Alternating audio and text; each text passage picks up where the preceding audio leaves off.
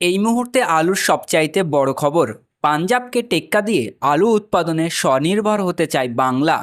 2030 সালের মধ্যে 3 লক্ষ মেট্রিক টন বীজ আলু উৎপাদন হবে রাজ্যে। তাতে পাঞ্জাবের বীজ আলুর উপর নির্ভরতা কমবে বলে মনে করছেন নবান্ন। জানাবো বিস্তারিত খবর, তাই ভিডিওটি শেষ পর্যন্ত দেখতে থাকুন। চ্যানেলে নতুন হলে অবশ্যই চ্যানেলটিকে সাবস্ক্রাইব করুন এ ধরনের ভিডিও সবার আগে পেতে। পাঞ্জাবের বীজ আলুর নির্ভরতা কাটাতে উদ্যোগ নিয়েছে রাজ্য। এই বাংলাতেই ফলানো হচ্ছে উন্নত মানের বীজ আলু।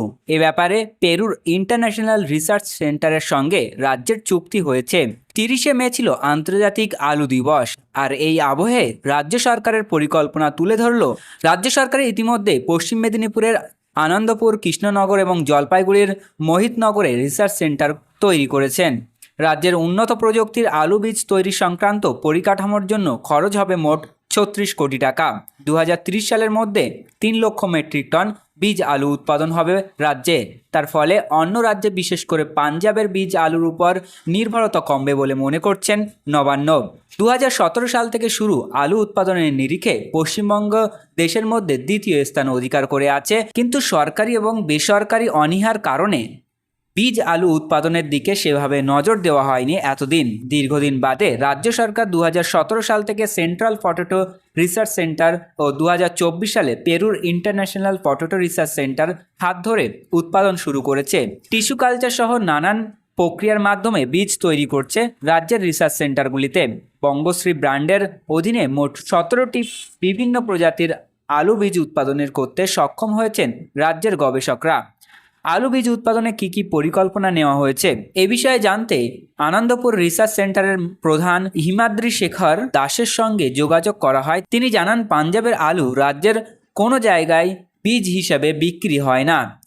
যতক্ষণ না আলু বীজের সার্টিফিকেশন হচ্ছে ততক্ষণ সেটিকে বীজ হিসাবে গণ্য করা যায় না। গোটা রাজ্যে 3 লক্ষ মেট্রিক টন আলু বীজের প্রয়োজন। এই প্রয়োজন মেটাতে উৎপাদন শুরু হয়েছে।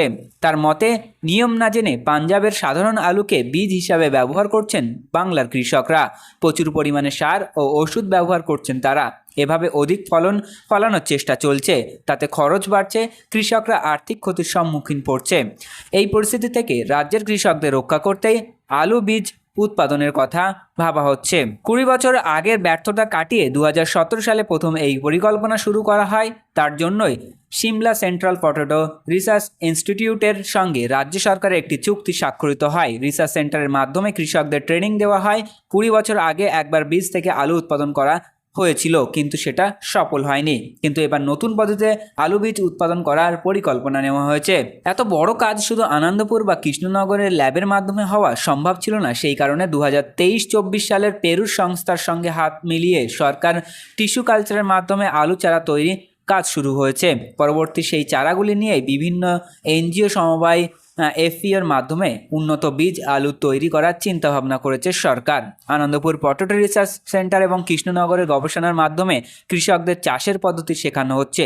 পরবর্তীকালে এই বীজ থেকেই বিভিন্ন ধাপে বীজ আলু তৈরি করা হবে। বেসরকারিভাবে 450টি নেট হাউস করা হয়েছে গোটা রাজ্যে। সরকারি ফর্মে 118টি নেট হাউস করা হয়েছে। সমস্ত সরকারি নিয়ম মেনে সার্টিফিকেশনের মাধ্যমে বীজ তৈরি করা হচ্ছে। ব্যবসায়ী সমিতির বক্তব্য। প্রগতিশীল আলু ব্যবসায়ী সমিতির সম্পাদক লালু মুখোপাধ্যায় বলেন, রাজ্য সরকার যদি আলু বীজ তৈরি করে তার চেয়ে ভালো কিছু আর নেই। আমরা চাই সরকারের থেকে কৃষকরা বীজ সংগ্রহ করুক। পশ্চিমবঙ্গের বেশি পরিমাণে আলু বীজের উৎপাদন হলে পাঞ্জাবের একচেটিয়া ব্যবসা বন্ধ হবে। চাহিদা বেশি থাকলে পাঞ্জাবের বীজের দাম বাড়িয়ে দেয়।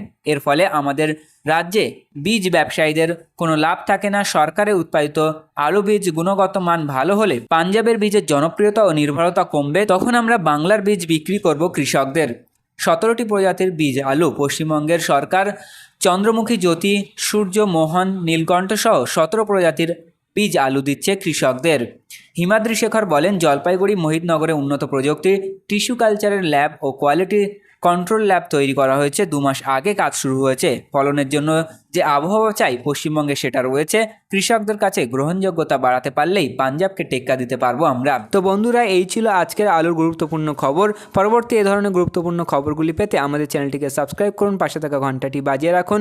আর আপনি যে কোনো প্রকার ব্যবসায়িক পদক্ষেপ নেওয়ার আগে অবশ্যই আপনার স্থানীয় এলাকার বাজার দর যাচাই করে তবেই যে কোনো প্রকার ব্যবসায়িক পদক্ষেপ নেবেন। আমরা একটা ওভারঅল ডেটা দিয়েছি যা স্থান ভিত্তিতে পার্থক্য হতে পারে।